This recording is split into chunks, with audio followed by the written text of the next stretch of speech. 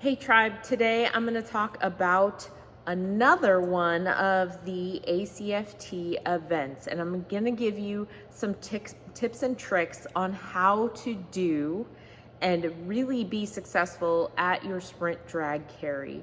There are some critical components to this event and different ways to strategize based off of what your goals are for this event. Here's my personal strategy on this. So I know that I can burn through the sprint and the laterals. The sled drag and the farmer's carry is where I take my time and slow things down. But here's the deal. The common pitfall that I see is people just go full send on that sprint drag carry.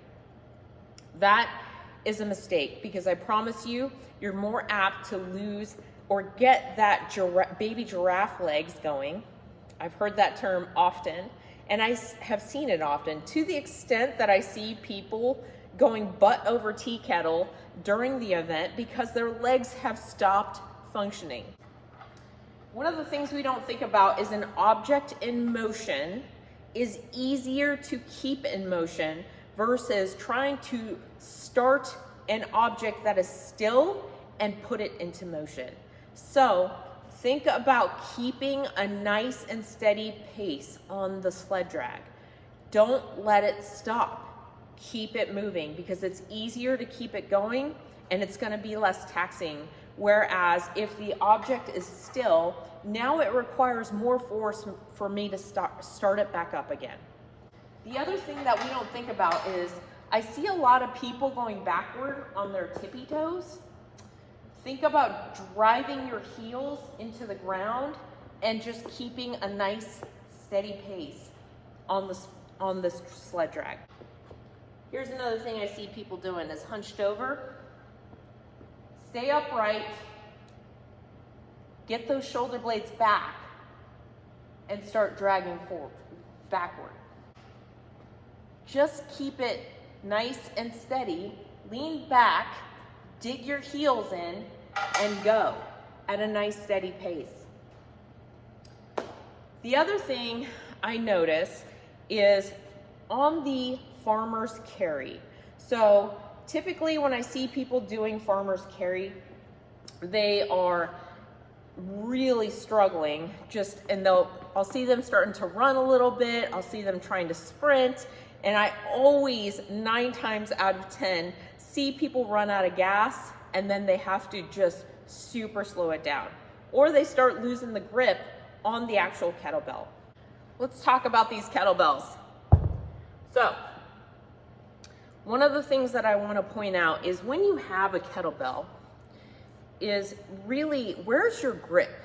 So if I'm gripping it with my fingertips, as you can see here, that's going to be way more taxing on my grip.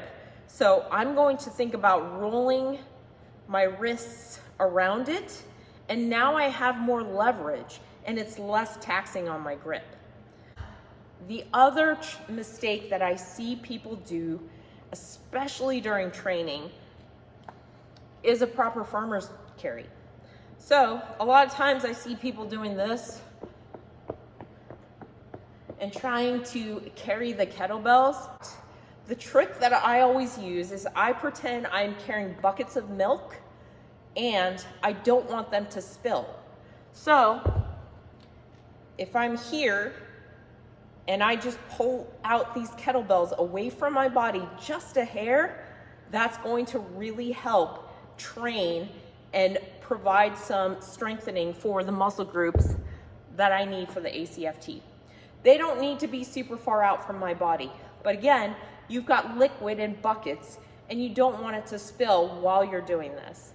So I'll be posting some accessory work, exercises, sets and reps, along with scaled versions that you guys can do to really train up for these events. So again, sprint drag carry, dig your heels in, stay nice and upright, and keep that sled moving. Don't let it stop. Farmer's carry, think about your grip on that kettlebell. Roll your wrists around a little bit and then stay nice and upright so you can still breathe. during the event. I hope some of these tips and tricks have really helped you out, guys. Keep a nice, even, steady pace. Slow and steady wins the race on this. Let me know how your ACFT goes, tribe. Best of luck.